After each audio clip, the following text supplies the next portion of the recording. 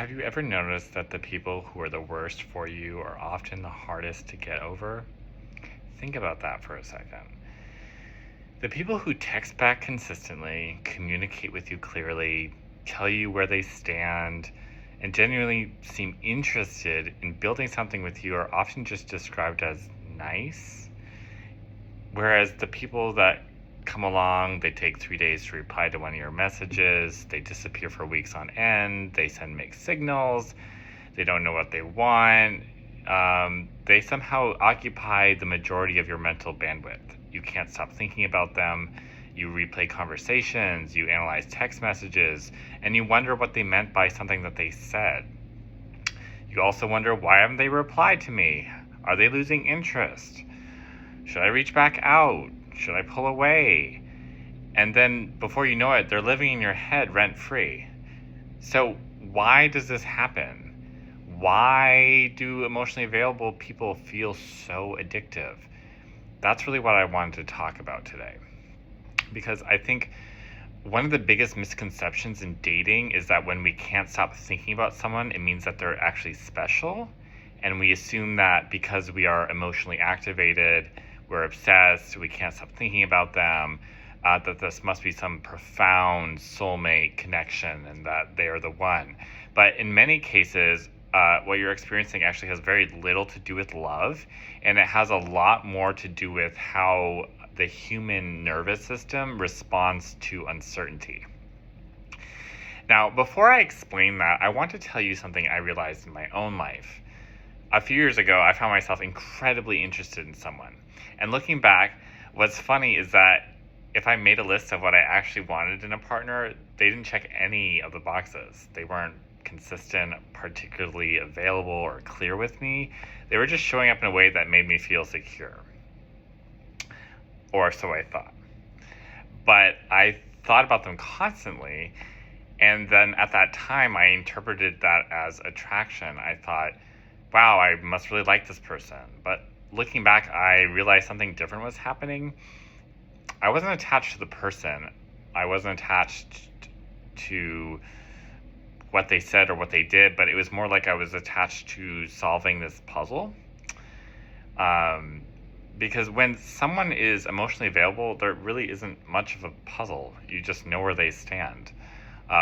They text when they say they're going to text, and when they show up is because they said they were going to show up. They are very clear in their communication. Plans, follow through. It's like you get that information, and so you can relax. But emotionally unavailable people create something very different. They create a lot of uncertainty. And uncertainty is what keeps your nervous system activated. It keeps you thinking, it keeps you monitoring a situation, it keeps you emotionally invested in someone. And so now this brings us to one of the most important concepts in psychology, and that is intermittent reinforcement. So intermittent reinforcement is one of the most powerful behavioral mechanisms we know about. It's actually the same principle that makes slot machines addictive. Now, before anyone gets upset and says, "Are you comparing my ex to a slot machine?" Yeah, a little bit I am, yes. And here's why. Imagine a slot machine that paid out every single time. It wouldn't be very addictive. You'd quickly understand the pattern. And to be honest, the casinos would run out of money very fast. Now, imagine a slot machine that never paid out. You'd also wouldn't participate, and no one would play, and no one would make any money. However, the addiction happens when the reward is unpredictable. Sometimes you win, sometimes you lose. And because you don't know when the reward is coming, your brain stays engaged. It keeps thinking, maybe next time, maybe the next pull, maybe the next reward, maybe the next message, maybe the next phone call, maybe it's on the next date, right? Emotionally unavailable people often create the exact same pattern.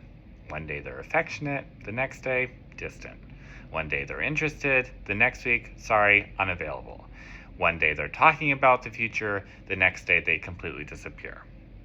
And because the reward is inconsistent, your nervous system becomes hooked, not necessarily on the person, but on the possibility.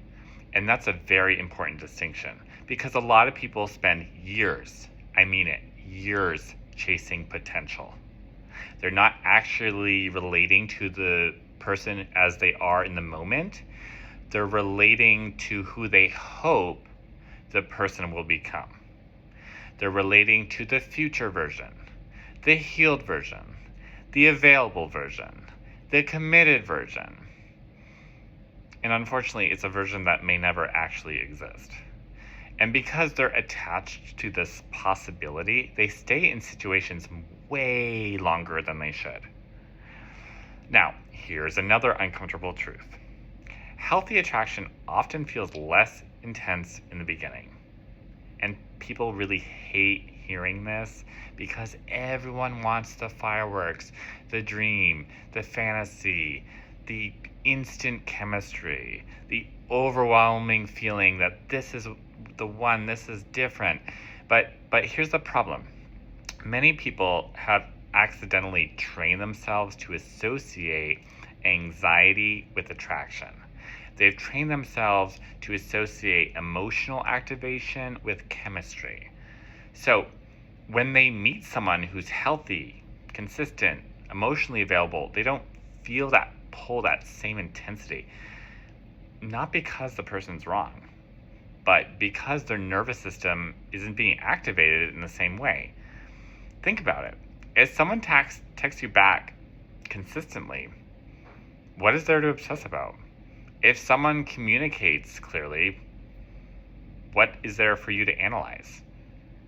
If they tell you that they like you, what do you have to decode? Nothing. And for a nervous system that has become accustomed to uncertainty, that can feel kind of unfamiliar. Sometimes people tell me, Liam, I just don't feel the same chemistry. And I always wonder, is it really a lack of chemistry or is it the absence of anxiety?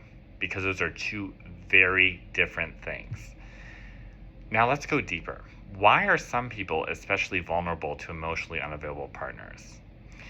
In my own experience, it often comes back to attachment. It often comes back to early experiences.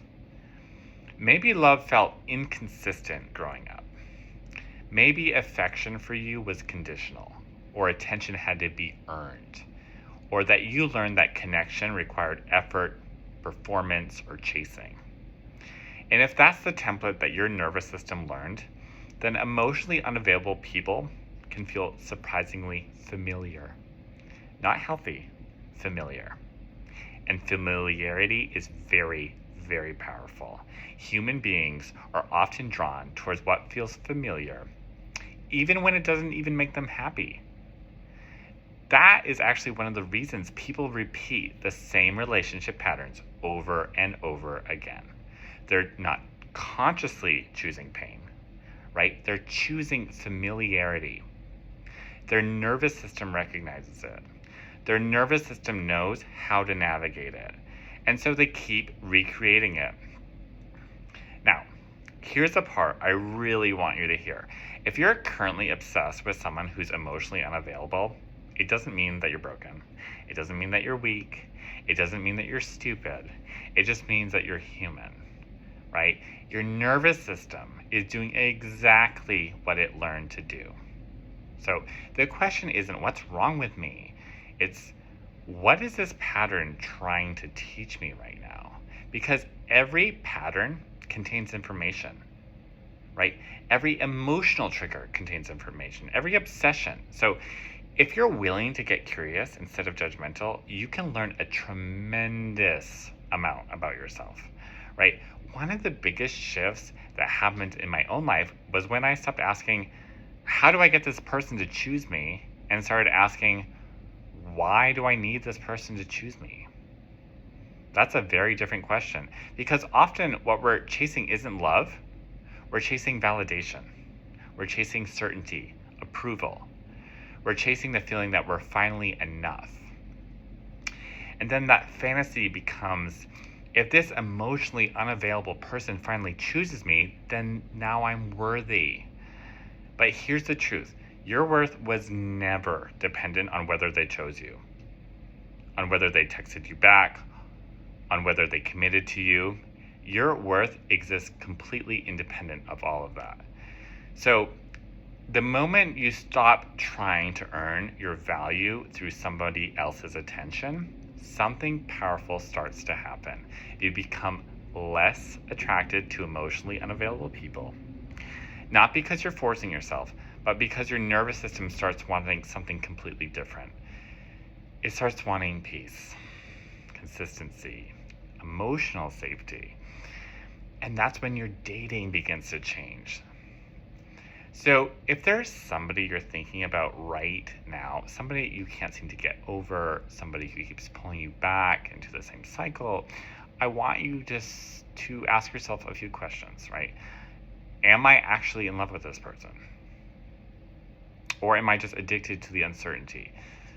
Am I attracted to who they actually are, who they actually show up as, or just the hope of what they may become? Am I chasing connection, or is it the feeling of needing to be validated, right? Am I trying to build a relationship, or am I trying to win a competition? Because those questions have the power to completely change how you see your dating life. And once you begin to see the pattern, you really can't unsee it. So you start recognizing that emotional chaos is not the same thing as intimacy. You start recognizing that chemistry is more than intermittent attention. And you start going for love because it makes you see and feel good, not because maybe someday, maybe somehow, I'll finally feel complete. So in this channel, we talk a lot about emotional healing, personal growth, inner development, and how to make the best connections when you're dating. If this resonated with you, feel free to subscribe below, and I'll see you on the next video.